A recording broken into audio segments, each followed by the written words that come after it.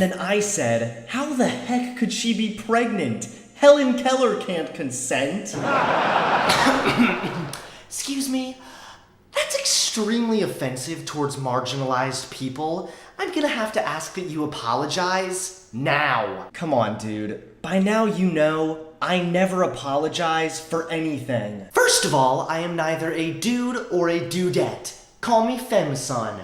And secondly, if you don't apologize right now, me and my Twitter mob will be sad. Okay, well, here's another joke for you, buddy. I care! What's up, everybody? It's Hunter Avallone here, back with another video. A couple days ago, I decided to take a short break from social media, so I made all of my accounts go dark. Because nobody hit me up. A lot of the comments you clever bastards left were quite funny, and I really got a kick out of reading them, but it was only a matter of time until somebody got offended. That's when it hit me.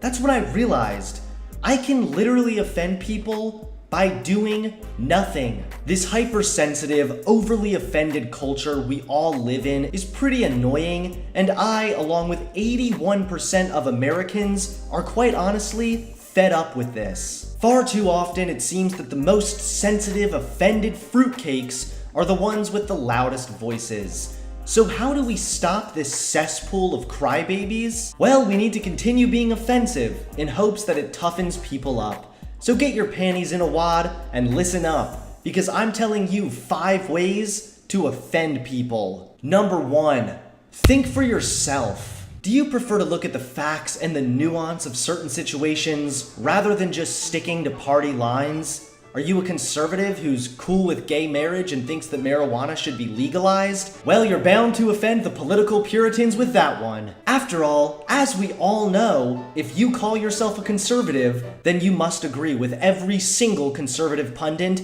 as well as every single conservative talking point. Or else you're a libcuck. People don't like looking at the nuance of certain situations. People want to listen to what they want to hear. Black and white, unchallenged, you're right, everyone else is wrong. I hate to break it to you, but if you actually care about seeking truth, you need to step outside of party lines. You need to examine the nuance, and you need to form your own opinion. I'm sorry that the truth doesn't always come in a tweet-sized bite. Being a conservative doesn't mean you agree with every single conservative talking point. I'm a conservative, but I also think there's a plethora of scientific data showing that marijuana is not harmful and that the legalization of weed would reduce opioid addictions and overdoses. Boomer mad! Anytime you break from party lines, anytime you form your own opinion, someone is bound to get offended.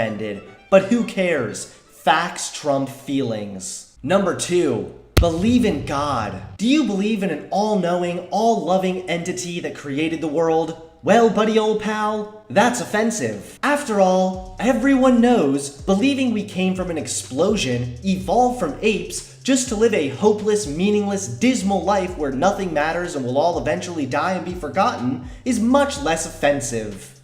Thanks, public school. Let's be honest, there are few people who get more offended than an atheist when God is mentioned. Achoo!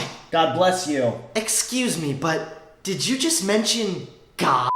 How dare you? Look, buddy, I'm sorry, I'm a Christian, okay? I didn't mean any offense. You mean to tell me that you believe your loved ones go to a better place when they die, instead of believing that they simply turn to dust only to be absorbed by the abyss? That's offensive. Bruh, you know we live in Texas, right?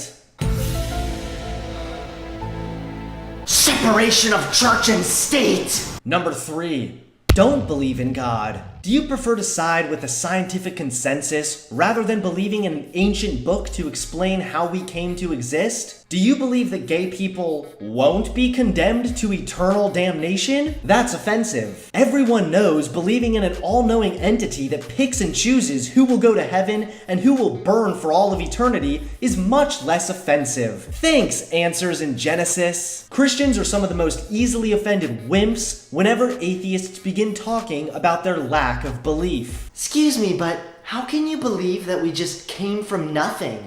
What a horrible belief. Well, how did God just come from nothing? Because the Bible told me so! Number 4. Be pro-life. Do you by any chance think it's wrong to slaughter a developing human being in the womb that fits the scientific definition of alive? Well, that's both offensive and anti-woman. Everyone knows a developing fetus with a heartbeat and the ability to feel pain is just a blob of cells that can be disregarded whenever a woman changes her mind. After all, it's much less offensive to let women be the judge, jury, and the executioner because believe women. Do you honestly side with the innocent life? That's offensive. Do you side with the woman who got drunk, had sex, got pregnant, and decided to flush out this developing life simply because she didn't feel like being a mom? Well, that's much less offensive. Remember everyone, it's a woman's body, therefore it's a woman's choice. Unless of course the fetus happens to be a female. And finally, number 5. Be Jewish. That one is pretty self-explanatory. Thank you everyone for watching. I'm really excited to read the triggered comments from losers who clearly didn't understand the video. Please give this video a consensual like and share this video with your friends and family so they too can be offended.